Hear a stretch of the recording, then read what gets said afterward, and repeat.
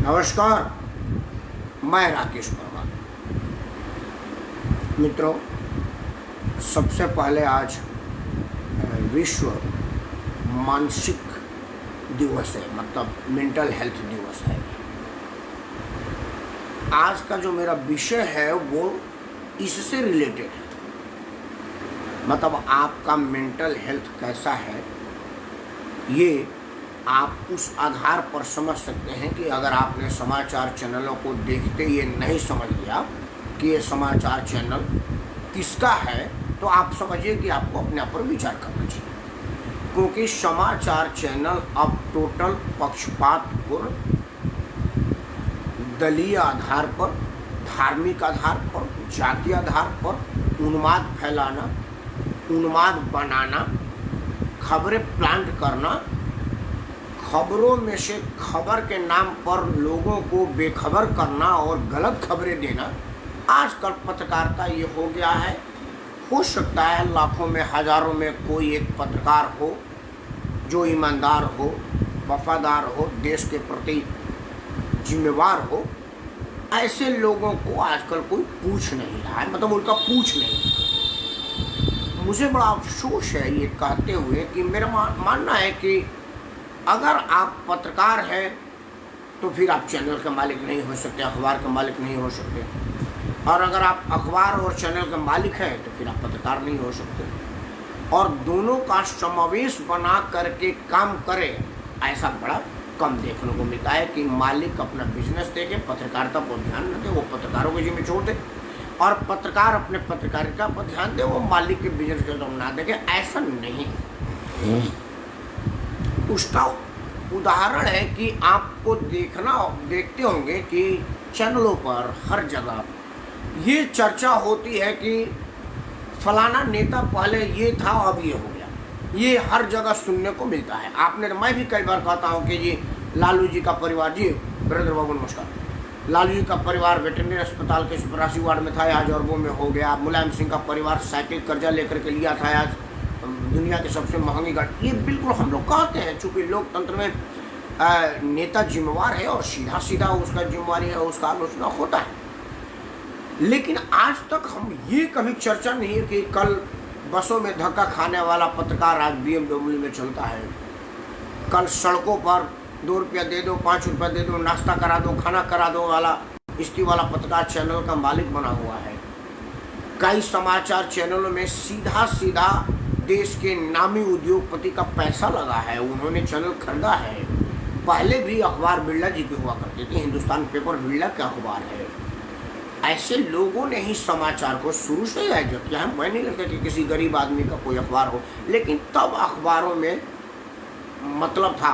रामनाथ गोयनका भारत के बहुत बड़े उद्योगपति थे, जनसत्ता ग्रुप के मालिक, लेकिन उनके पत्रकारिता की सत्ता को किसी ने चैलेंज नहीं किया। उन्होंने भारत के तत्कालीन प्रधानमंत्री श्री राजीव गांधी जी के लाख दबाव को उत्पन्न करने के बाद भी अपने पत्रकारिता से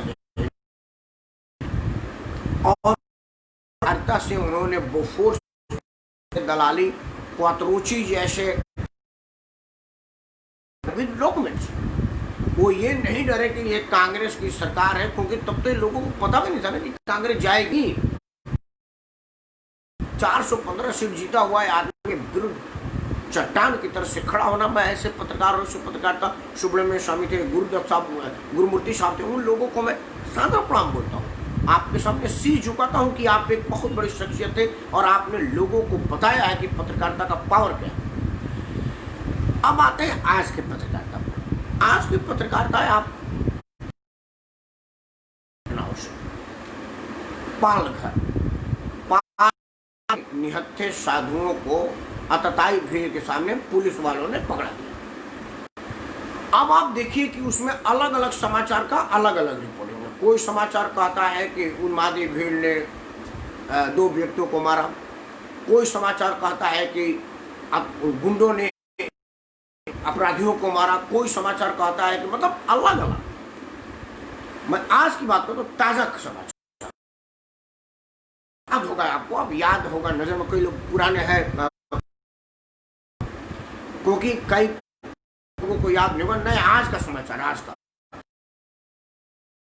लड़के को मुसलमान के एक लड़की से दोस्ती के आशंका पर प्रेम से उसे बुलाया गया, घर से आराम से भीड़ की संख्या में ले जाया गया और बेरहमी से पीट पीट करके हत्या की। जिस तरह से पालघर में उस साधु की हत्या की गई थी, जिस तरह से जयपुर में एक आदमी को जला, मतलब निरसंग, उतना निर्दयता, हृदय विदारक घटना। आज में पूरा 15 और दिखाया, वो लड़के के माता पिता के पास गया, हेडिंग थी कि आपसी विवाद में युवक का जान गया। ये आज तक का खबर है, पहले मैं आज तक पर चर्चा करूं। उसका वो रिपोर्टर गया हुआ है, उसने पूरे समाचार में मुसलमान सब कहीं नहीं आने दिया, मेरा बच्चा पढ़ाने या उन्होंने एडिट कर दिया, क्योंकि एडिट तो उसके हाथ में है। आज तक पर कहीं से मुसलमान ने मारा ये नहीं है, उस अपनी का नाम नहीं है जो मारा था।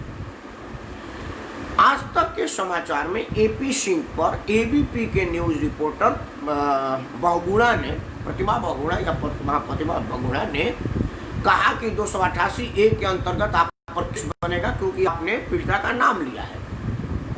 वही अपने रिपोर्ट में खूब धरले से नाम ले रही है, पत्रकार के रूप में चिल्ला रही है, उस पर केस नहीं बनता, मतलब वकील पर बनेगा, पत्रकार पर नहीं बनेगा। अब आते हैं जी न्यूज पर। जी न्यूज पहले कि मुस्लिम लड़की से प्यार करने में हिंदू लड़के को पीट पीट के मारा। कहाँ है वो राजनीतिक समाज जो हाथरस में तो जा करके चिल्ला रहा था, पालघर पे नहीं चिल्लाया और अब दिल्ली में नहीं चिल्लाया। वो जो घटना है वहां से राहुल गांधी जी का घर बड़ा नजदीक है। जो लोग हाथरस तक की इतनी दूरी तय किए थे, गांधी जी बड़ा कूदा मारे थे सड़क पर, नरम घास पर, वो उस घर पर नहीं गए। अभी तक कोई समाचार नहीं। लेकिन बाद में मुझे पता चला वो बिहार में चुनाव है और आम आदमी पार्टी, इसी वजह से मनीष सिसोदिया नहीं जाता। हिंदू होता तो उसको तो फिर मलाई मिलता, सिलाई मशीन देता। इस पत्रकारिता को मैं बड़ा सेम और घृणा की दृष्टि देता हूँ। कुमार श्रीकांत साहब ने कुछ आदेश दिया है, मेरे को, मैं चाहता हूँ उनका पढ़ लूँ। आपने लिखा है कि राजस्थान में हिंदू पुजारी को जलाया जाए। जी बिल्कुल, मैं वही कह रहा हूँ। दिल्ली में 21 वर्ष के युवक राजपूत को 4 मुस्लिमों ने जला। बिल्कुल वही बात, उसी वकील का नाम नहीं ले रहा। बिल्कुल मैं यही कहा श्रीकांत जी, मैं यही कहा कि पत्रकारिता में आपने देखा होगा कि हाथरस में एक बाहर की, जिस पर आतंक मचाने का केस है पहले से, वो एक बड़ी संदिग्ध चेहरा है, उसको आज तक की पत्रकार लड़के की भाभी बना करके प्रस्तुत करती रही। मतलब आप माइक और कैमरा लेकर के आप पूछेंगे नहीं कि आप कौन हो। मतलब आज तक वाला मेरे पास आया, बोला राकेश सिंह पर आप कौन है जी, मैं नरेंद्र मोदी। बोला आप बोलिए जी, देश का क्या? मैं बोला बटाधार में गया देश। बोला देखिए प्रधानमंत्री के घर का बोला। आप पता तो करो कि मैं राकेश परमार हूँ कि मोदी जी का रिश्तेदार हूँ। आपने ये भी नहीं किया। एक बाहर जबलपुर, जिसका हाथरस के आसपास गांव में भी कोई नहीं है, उसकी सगी भाभी कह रहे कि खून का रिश्ता थोड़ी है, चूंकि उन्हें उनको बड़ा गोटी उटी दिया, वो सब बहकाया उकाया, अब उसको रिश्तेदार बना के पेश करे। अगर पुलिस इस संदिग्ध महिला को पकड़ने के लिए नहीं तत्पर होती, वो महिला भागती नहीं है, समाचार आता नहीं, तो भाभी के रूप में उसके सारे बदरेशन, सारे भड़काऊ चीज समाचार को आता। आप कितनी निचली स्तर पर आपकी पत्रकारिता आ गई है, थू है आपको। मैं नहीं समझता हूँ कि पूरी साहब क्या सोच रहे हैं। क्या सरकार का चंदा बंद हो गया है, या वो अपना ये बताना चाहते हैं कि ये मेरा चंदा बढ़ाओ? क्या सबको बड़ा सम्मान करता हूँ। आज तक इतनी बुरी और भद्दी स्थिति कभी नहीं रही। एक तो मैं नहीं समझ पा रहा हूँ कि आज तक में कौन लोग हैं, कौन मैनेजमेंट है जो रिपब्लिक चैनल का विज्ञापन कर रहा है। मैं अपने होश में जब से समाचार आया है, समाचार आता था 8 से, उसके बाद 9 बजे की समाचार आता था, जब से ये 20, 25, 30 जो भी सालों से समाचार, मुझे एक्यूरेट याद नहीं है, इस टाइम बोल ठीक नहीं है, मैंने नहीं देखा कि कोई कंपटीटर चैनल किसी दूसरे चैनल का विज्ञापन कर रहा हो। वो चाहे आज तक हो, जी न्यूज हो, एबीपी हो, जितने के लोग आए वो बखलाए, वो सब के सब अर्णव गोस्वामी का नाम दाम काम ले करके कह रहे हैं कि Arnab Goswami Republic channel, R Bharat, मतलब हिंदी अंग्रेजी दोनों है। मतलब अर्णव गोस्वामी ने लगता है पुष्प पावन किया है। मैं आप बात अर्णव और उस पर नहीं, मेरा ये कहना है कि अगर पत्रकारिता इतनी निचली स्तर पर आ जाएगी। पंकज भाई को नमस्कार। पंकज भाई हमारे वीरेंद्र बहादुर जी आपकी बड़ी तारीफ करते हैं, बबुरा निवासी, कहते हैं भाई पंकज भाई बहुत नया आदमी है, अब कोई नया बताओ, बढ़िया आदमी है तो मैं पहले से जानता हूँ, मेरे भाई हैं तो बढ़िया ही होंगे, क्योंकि अगर मेरे भाई तो खराब कैसे हो सकते हैं। वीरेंद्र बहादुर जी भी पंकज भाई देख रहे हैं आपको, आप दोनों जन इस टाइम मुझको देख रहे हैं, ये मेरा सौभाग्य है। वीरेंद्र बहादुर सिंह बबुरा से, पंकज भाई दिल्ली से। खैर, मेरा कहना था कि हमारे पास समाचार माध्यम ही समाचारों को जानने का है। समाचार चाहे वो सोशल मीडिया, आजकल तो सोशल मीडिया मेन मीडिया से ज़्यादा देखा जा रहा है। आपको जान करके खुशी होगी, समाचार वालों के लिए आँख खोलें, आई ओपनर समाचार है। मालवीय नगर में मेरा वहाँ पर चिक फिश क्लाइंट है, मैं मालवीय नगर तिकोने में जाता हूँ कई बार। मेरा तो वहाँ पर देखने का कोई मतलब नहीं, क्योंकि मेरा तो बहुत ऊंचे स्तर का रेस्टोरेंट है, चिक फिश मेरा क्लाइंट है, फ्री में मुझे मीट मछली तंदूरी जो भी मैं खाना चाहूँ वहाँ मिलेगा। तो मैं किसी ढाबे पर, किसी छोटे दुकान पर देखने की जरूरत नहीं है, क्योंकि जब वहाँ के 5 कदम पर बगल में शानदार होटल में मेरा फ्री का भोजन, तो मैं काहे किसी छोटे में देखूंगा। लेकिन हाँ, नज़र पड़ी है, क्योंकि वो मालवीय नगर कई बार भीड़ हो जाता ना, मैंने अपनी गाड़ी उस दुकान के बगल में खड़ा किया है, क्योंकि वो खाली रहता था, वहाँ पर कोई जाता ही नहीं था। एक लड़का ने फेसबुक पर कल लगाया, सोशल मीडिया की ताकत देखे, समाचार का ताकत देखे, उसने बताया कि देखिए बाबा का ढाबा, 80 वर्ष से ऊपर के बाबा है, इतनी सस्ता सुंदर 5 स्टार से बढ़िया भोजन बना रहे। आज सारा समाचार चैनल उनके यहाँ गया और लाइव दिखाया। मुझे लगा एक गोविंदा का पिक्चर था, जिसमें कादर खान के 5 स्टार होटल का आदमी उसके ढाबे पे खाता है, उस तरह की लाइन थी। एक आदमी उठेगा तो दूसरा बैठेगा। मतलब ऐसा मैं बड़े बड़े होटलों में देखा हूँ कि रेस्टोरेंट में वेटर हाथ मार के कहता है please wait, seat is vacant, बड़े प्रेम से बोलते हैं। वो बुजुर्ग दंपति स्टार बन गए। उन्होंने कोई बड़ा विवादित बयान नहीं दिया, कुछ ऐसा नहीं दिया, मेहनत से काम कर रहे थे। 40-50 साल से वहाँ पर थे, 2 रोजी लोगों की रोजगार खत्म हो रही थी, लॉकडाउन से कोई खाना नहीं खाता, बड़े मुफलिसी से जी रहे थे। एक लड़के ने फेसबुक पर लगाया और वो क्लिक कर गया समाचार, आज पूरा चैनल उसको दिखा रहा है। ये है समाचार का मतलब। तो समाचार वालों को ये विषय में सोचना पड़ेगा कि आपका एक झूठी खबर लोगों को कहां पहुंचा सकती है, और आज का एक बढ़िया खबर लोगों को कहां पहुंचा सकती है, आप इस पर सोचिए। और आप लोग अगर झूठी लालचों में विदेश में एक दूसरे को नीचा दिखाने में, टांग खींचने में अपना मूल खत्म कर देंगे, तो ये पब्लिक है, सब जानती है, सबकी गले पहचानती है। क्योंकि अब जब भी कोई मिलता है, आदरणीय प्रेमनाथ दीदी जी, ओंकार भाई को, वीरेंद्र जी को नमस्कार, जब भी कोई समाचार में पत्रकार आता है तो सीधे हम जैसे लोग समझ जाते हैं कि फलाना वाला है तो ये फलाने पार्टी का बोलेगा, क्योंकि अब पत्रकार है तो पूछना पड़ता है कि कौन से पार्टी का। आप समाचार चैनल है तो पता है कि आप किधर जा रहे हैं। एक समाचार चैनल है वो बोलेगा कि देश के प्रधानमंत्री श्री नरेंद्र मोदी ने हर आदमी को दूध पिला करके मारने का साजिश किया। आपको पता है, आपको जानना जरूरी है, ये समझना चाहिए कि दूध में कोलेस्ट्रॉल होता है, और अगर आदमी नियमित रूप से दूध पिए तो उससे कोलेस्ट्रॉल बढ़ सकता है। और सुना गया है कि उसमें शक्कर भी मिलाई गई है, मतलब आपको डायबिटीज और कोलेस्ट्रॉल दोनों से मारने का नरेंद्र मोदी का प्लान। अब देखिए हमारे प्रधानमंत्री को ऐसा, क्या उनको दूध पिला के मारना चाहिए? दूसरा समाचार उसी कह रहा कि भारत के प्रधानमंत्री की सहिष्णुता, उन्होंने हर आदमी को दूध पिलाने का योजना किया है।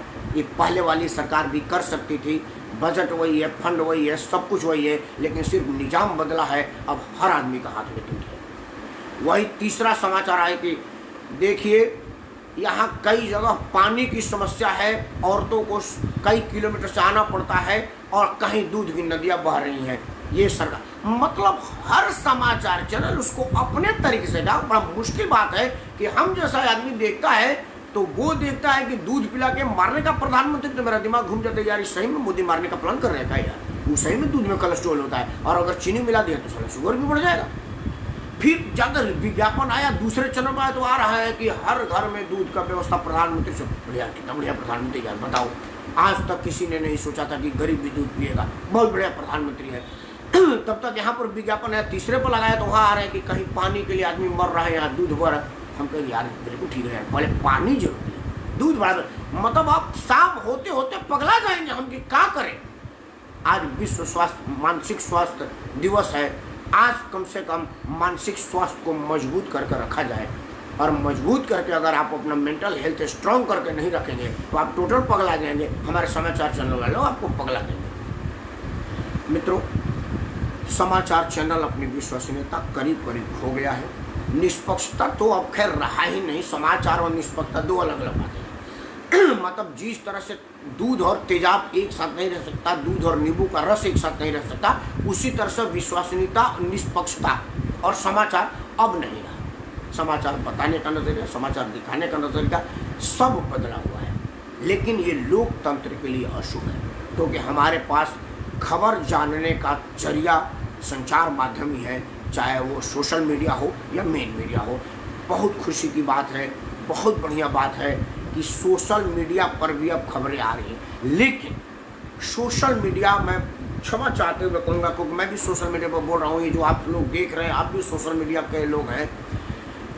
कहीं कहीं ऐसा लगता है कि बंदर के हाथ में उस तरह जैसा बात है। बहुत लोग सोशल मीडिया का बड़ा सदुपयोग कर रहे हैं, लेकिन बहुत सारे लोग फेक वीडियो, गलत इंटेंशन के समाचार, गलत चीज़ को, फलाना जगह दूध पी लिया मर जाओगे अगर ये मैसेज फॉरवर्ड नहीं करोगे, जैसे कि मैसेज आते हैं।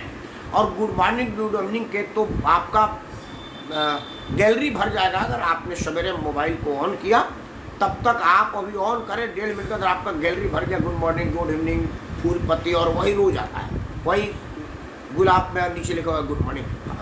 अब सबसे बड़ी बात है कि 40 जगह से वो आया हुआ है, वही वाला 40 आदमी ने भेजा है, एडिट भी नहीं किया है। तो इस तरह के भी कुछ लोग हैं, लेकिन कुछ लोग उसी में समाचार दिखाते हैं, समाचार बताते हैं और समाचार चलाते हैं। जैसे ये मालवीय नगर के बाबा का ढाबा का समाचार है, जिसने बाबा का कायाकल्प कर दिया। वो एक बुजुर्ग आदमी जिसकी बढ़ोतरी बिगड़ जा रही थी करीब करीब, या तो वो आत्महत्या करते या फिर भीख मांगते, लेकिन उन्होंने अपना आन बान स्वाभिमान को पक्का मजबूत रखा, भगवान उनके साथ था। और एक लड़का बच्चा वो खेल खेल में फेसबुक पर लगा दिया, और आज सभी मीडिया उसके यहाँ गए ये दिखाने के लिए कि बाबा का ढाबा ऐसे नहीं हुआ कोई सुपर स्टार होटल में गया। आज बाबा का ढाबा चल निकला है।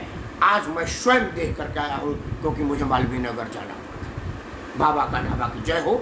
सामाजिक जागरूकता फैलाने के लिए उस पहले लड़के की जय हो, वो पहला लड़का जिसने ये समाचार दिखाया है। मित्रों, एक बात और बता दूं, मेरे यूट्यूब पर अब बहुत सारे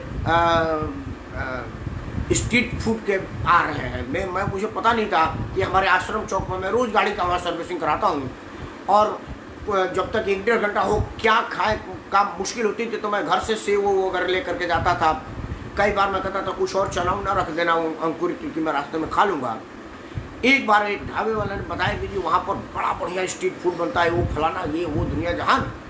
तो मैं एक बार गया तो वहाँ गया, वाकई बड़ा बढ़िया भोजन था, बहुत टेस्टी बना। क्योंकि कई बार स्ट्रीट फूड बहुत टेस्टी होता है, ये समाचार से ही आया, सोशल मीडिया से ही आया। इस तरह के समाचारों को हमें सराहना करना चाहिए। लेकिन समाचार अगर बदनीयती से दिखाया जा रहा हो, समाज में वैमनस्य फैलाया जा रहा हो। आपको पता है उत्तर प्रदेश में क्षत्रिय ब्राह्मण में लड़ाने का सबसे पहला श्रेय समाचार चैनलों को जाता है, सबसे पहला श्रेय। क्योंकि उत्तर प्रदेश के मुख्यमंत्री के कुछ संवाददाताओं का एक डेलीगेशन मिला। उत्तर प्रदेश के मुख्यमंत्री को लगा कि कोई बड़ा ज़रूरी काम है, उन्होंने सबको आउट किया और उनको बुलाने से पहले सारे चीफ सेक्रेटरी को बुला लिया। पूरा हाल उनका मीटिंग वाला भर गया था। उन्होंने बोला हाँ बोलिए जी। पत्रकारों ने कहा कि जी हमारा पहले की सरकारों में काम हो जाता था बड़ा आसानी से, टेलीफोन पर हमारा होता नहीं है। जोगी जी ने अफसर को बोला सुनो, जो भी इनका काम हो मिनट के अंदर, मतलब इनको हमको दोबारा फ़ोन ना कर रहे। हमारे संपादक लोग हैं, समाचार देते हैं, यही लोग समाज की आईना है, हमको बताते हैं, हमारा आईना है, हमारी कमी बताते हैं, इनको ना दुखी होना पड़े। उन्होंने बोला कि हाँ बताइए जी। अब वो सोच रहे थे, हाँ बोलिए ना, बोलिए जी। वो अरे बोलिए, अब कोई बात होता कि अस्पताल बना दीजिए, कॉलेज बना दीजिए, सड़क बने, तब ना क्योंकि उनको तो ट्रांसपोर्ट पोस्टिंग पे कई संवाददाता, कई समाचार वाले लोग मालामाल हो रहे थे, सरकारी विज्ञापन पर मालामाल हो रहे थे, वैध अवैध कमाई पर उनको थोड़ा सा झिझक लगी। योगी जी ने जैसे तड़बला भगा उनको, यार सबको हटाओ। आपने देखा होगा योगी जी का भरपूर समाचार चल रहा था, अब योगी जी का नेगेटिव समाचार चल रहा है। आप यहाँ पर एक चीज आपको जोड़ दूं कि 2002 में 2002 नरेंद्र मोदी जी गुजरात गए और तभी से समाचार का एक वर्ग उनको खरीदने के चक्कर में पड़ा। मोदी जी बिके नहीं और एक पूरी की पूरी पैटर्न चल निकली। मोदी जी को खून का सौदागर कहने को एंडोर्स करना, अकलियत का हत्यारा कहने को एंडोर्स करना, मुस्लिम दंगा भड़काने का कारण, मतलब वो मोदी जी के लिए 15 साल मुख्यमंत्री रहे, एक भी दिन समाचार चैनलों को चैन से बैठने नहीं दिया। अब हुआ क्या, फायदा क्या हुआ कि मोदी को अपना विज्ञापन करने पर पैसा खर्चा करने की जरूरत ही नहीं पड़ी और लोग ने उनको विज्ञापन कर दिया, इतना ज्यादा विज्ञापन कर दिया कि मांग होने लगी भाई अब दिल्ली आइए, क्योंकि अब आप गुजरात में समाने योग्य रहे ही नहीं। जबरदस्ती मोदी को दिल्ली पहुंचा दिया गया। मुझे यही शुभ संकेत मिल रहा है, समाचार चैनलों की कुदृष्टि अब योगी जी को पड़ी है। तो लगता है कि हमारे योगी जी को भी अब यही समाचार चैनल वाले विज्ञापन कर करके दिल्ली बुला देंगे। मतलब मैं ये श्योर हो जाऊं कि मोदी के बाद योगी ही आने वाले हैं। और तब जान करके मैं बड़ा अंदर अंदर मुस्कुरा रहा हूँ कि ये समाचार चैनल वाले, राजनीतिक दल वाले लोग अटल जी को कहते थे कि अटल जी तो बढ़िया बट दल बड़ा बुरा है। फिर उन्होंने आडवाणी जी को कहा कि आडवाणी जी जैसे आदमी को राजनीति में होना नहीं चाहिए, अटल जी ठीक है। अब वो सब के सब लोग आडवाणी जी के लिए बड़ा आदर सूचक हो गए, जो मोदी अगर अमित शाह की जोड़ी देखे, जिन लोगों को अटल आडवाणी की जोड़ी दुनिया की सबसे पापी, बुरी, खराब राजनीतिक दृष्टि से लगती थी, अब वो लोग देवता दिखने लगे।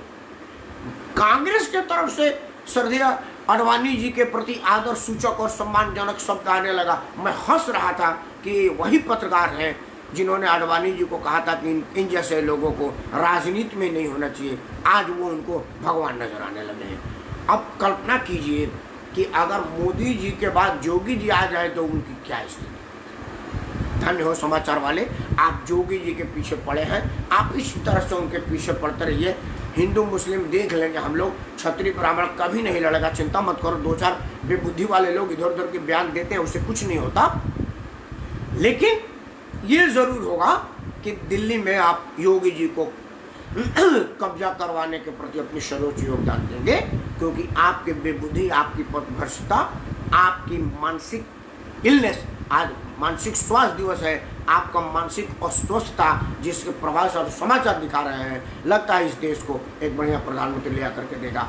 ये अगर हुआ तो आपका प्रयास सफल होगा। जैसे आपने मोदी जी के पीछे पड़ करके मोदी को दिल्ली में ला दिया, तभी आज रोहतांग दर्रा तुरंत चालू हुआ, तभी आज डिसीजन पैरालिसिस नहीं हो रहा है। आज जो भी डिसीजन हो रहा है वो इंस्टेंट होता है, तुरंत। वो चाहे अच्छा हो बुरा, उस पर चर्चा हो सकता है, लेकिन मोदी पर ये कोई नहीं कह सकता कि अभी उनको किसी से पूछना है, किसी से राय लेना है, किसी से विचार करना है।